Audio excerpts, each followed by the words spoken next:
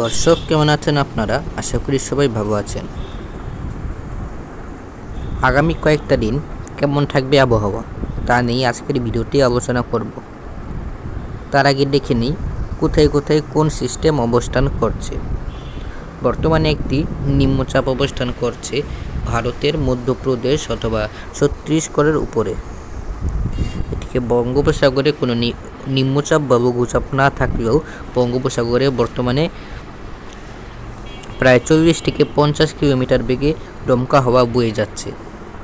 এদিকে ঘূর্ণিঝড় ইয়াগি বর্তমানে মায়ানমারের মধ্যাঞ্চলে অবস্থান করছে। এর কারণে আগামী 48 ঘন্টা পর থেকে ভারী থেকে অতি ভারী বৃষ্টির সম্ভাবনা রয়েছে। তার আগে দেখে নেই বর্তমানে কোথায় কোথায় মেঘমালা রয়েছে। মেঘমালা মডেলে গেলে বর্তমানে আমরা নিম্নচাপের উপরে দেখতে পাচ্ছি ভারী মেঘ। এছাড়া ঘূর্ণিঝড় ইয়াগি যেটা বর্তমানে মায়ানমারের মধ্যাঞ্চলে অবস্থান করছে, এই ঘূর্ণিঝড় ইয়াগির আশেপাশে কিন্তু আমরা ভারী মেঘ অবস্থান করতে দেখতে পাচ্ছি। বাংলার অবস্থার দিকে এলে দক্ষিণবঙ্গে সেভাবে কোনো মেঘ নেই, কিন্তু একেবারে পশ্চিম মেদিনীপুর, এছাড়া বাঁকুড়া, দুর্গাপুর, খড়গপুরে হালকা পাতলা মেঘ রয়েছে এবং কোথাও কোথাও এর জেরে হালকা মাঝারি বৃষ্টি হচ্ছে।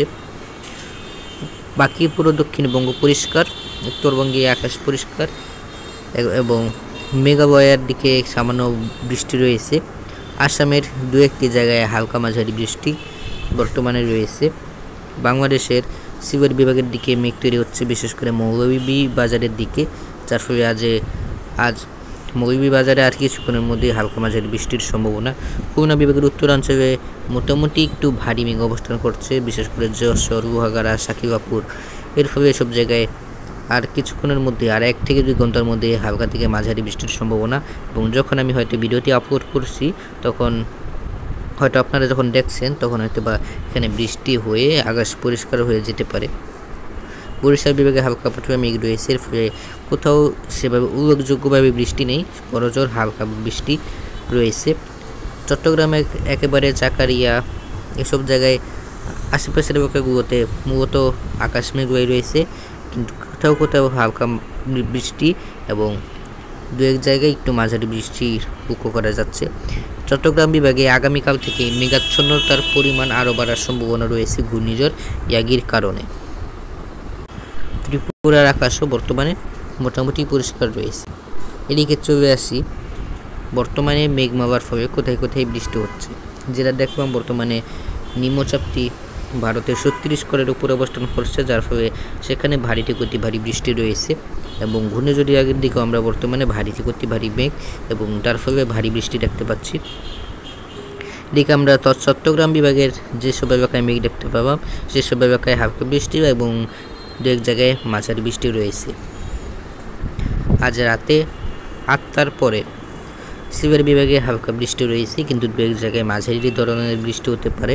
এবং বর্তমানে উত্তরবঙ্গের আকাশ পরিষ্কার থাকলেও আজ রাতের বেলা সামান্য কিছুটা মেঘ তৈরি হয়ে উত্তরবঙ্গে হালকা থেকে মাঝারি বৃষ্টির সম্ভাবনা রয়েছে। আগামীকাল রাত 2টার দিকে দক্ষিণবঙ্গ এবং বাংলাদেশ ঘেঁষাগুলোতে হালকা থেকে মাঝারি বৃষ্টির সম্ভাবনা রয়েছে, কিন্তু একেবারে সীমান্তবর্তী এলাকাগুলোতে শিবনগর, বাংলাদেশের শিবনগর, সাতক্ষীরা, গোসাবা, পশ্চিমবঙ্গের গোসাবা এসব জায়গায় হালকা মাঝারি বৃষ্টির সম্ভাবনা রয়েছে এবং 2-1 জায়গায় 1-2 পশলা ভারী বৃষ্টিও হয়ে যেতে পারে। দক্ষিণবঙ্গের বাকি এলাকা পরিষ্কার থাকার সম্ভাবনা। চট্টগ্রামে হালকা থেকে মাঝারি বৃষ্টি রয়েছে। আগামীকাল সারাদিনই উত্তর বাংলাদেশ এবং উত্তরবঙ্গ পরিষ্কার থাকার সম্ভাবনা, কিন্তু আগামীকাল থেকে দক্ষিণবঙ্গের বৃষ্টিটা কিছুটা বাড়ার সম্ভাবনা রয়েছে এবং সে সময় উপকূলীয় এলাকায় ভারী বৃষ্টির সম্ভাবনা রয়েছে আগামীকাল সকালের পরবর্তী সময়। এবং সে সময় আরামবাগ, খড়গপুর, বর্ধমান, বাঁকুড়া, দুর্গাপুর, শান্তিপুর, চন্দননগর, কলকাতাতে বিক্ষিপ্তভাবে হালকা থেকে মাঝারি বৃষ্টির সম্ভাবনা, কিন্তু 2-1 জায়গায় 1-2 পশলা ভারী বৃষ্টিও হয়ে যেতে পারে। আগামীকাল ঘূর্ণিঝড় ইয়াগি আরেকটু উত্তর পশ্চিম দিকে এসে মায়ানমারের মান্ডাবাইয়ের উপরে অবস্থান করার সম্ভাবনা রয়েছে। এদিকে আগামীকাল দুপুর 3টার দিকে বাংলাদেশের বৃষ্টি উল্লেখযোগ্যভাবে বাড়ার সম্ভাবনা রয়েছে। এ সময় খুলনা বিভাগের বেশিরভাগ এলাকা বরিশাল বিভাগেরও বেশিরভাগ এলাকা, চট্টগ্রাম বিভাগের প্রায় সব এলাকা, ঢাকা, সিলেট, ময়মনসিংহ বিভাগের প্রায় সব এলাকা এবং রংপুর বিভাগের কিছু কিছু এলাকা এবং রাজশাহী বিভাগের 2-1 জেলায় এ সময় হালকা থেকে মাঝারি বৃষ্টির সম্ভাবনা রয়েছে। কিন্তু চট্টগ্রাম বিভাগের 2-1টি জায়গায় এ সময় ভারী থেকে অতি ভারী বৃষ্টির সম্ভাবনা রয়েছে। এ সময় ত্রিপুরাতে হালকা থেকে মাঝারি বৃষ্টির সম্ভাবনা, কিন্তু চট্টগ্রাম বিভাগ ত্রিপুরার কিছু এলাকায় 2-1 ভারী বৃষ্টিও হতে পারে। এদিকে আগামীকাল দুপুরের দিকে দক্ষিণবঙ্গের আকাশ পরিষ্কার থাকার সম্ভাবনা, বিক্ষিপ্তভাবে কোথাও কোথাও হালকা বৃষ্টি চলার সম্ভাবনা রয়েছে। এদিকে আসামের উত্তরের একেবারে গোয়ালপুর, গুয়াহাটি, তেজপুর, হোজাই, ডিমাপুরে এসব জায়গায় হালকা বৃষ্টির সম্ভাবনাই বেশি, কিন্তু শিলচর এবং আসামের সিলেট বিভাগের কিছু এলাকায় 2-1 ভারী বৃষ্টিও হয়ে যেতে পারে। আগামীকাল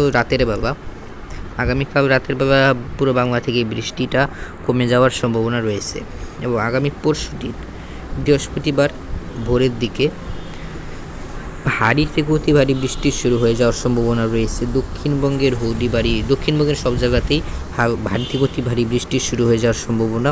এ সময় চট্টগ্রাম বিভাগেও ভারী থেকে অতি ভারী বৃষ্টি শুরু হয়ে যাওয়ার সম্ভাবনা রয়েছে। 12 তারিখে একটু দুপুরের দিকে ত্রিপুরাতে ভারী বৃষ্টির সম্ভাবনা এবং আগামী পরশুদিন সারাদিনই চট্টগ্রাম বিভাগের একেবারে দক্ষিণাঞ্চলের চাকারিয়া, নাইকংসারি, তারপর টেকনাফ এসব জায়গায় ভারী থেকে অতি ভারী বৃষ্টির সম্ভাবনা রয়েছে এবং আগামী পরশুদিন রাতের পরে কিন্তু ঘূর্ণিঝড় ইয়াগির প্রভাব পড়া শুরু হবে সিলেট বিভাগ এবং ময়মনসিংহ বিভাগের উপরে, যার ফলে কিন্তু অনেক জায়গায় বন্যা হওয়ারও আশঙ্কা রয়েছে এবং এই ঘূর্ণিঝড় ইয়াগির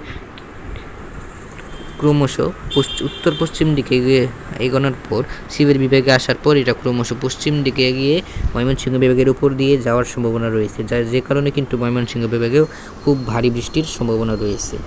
তো এই আজকের খবরে ভিডিওটি ভালো লেগে থাকলে চ্যানেলটিকে সাবস্ক্রাইব করে পাশেই থাকুন।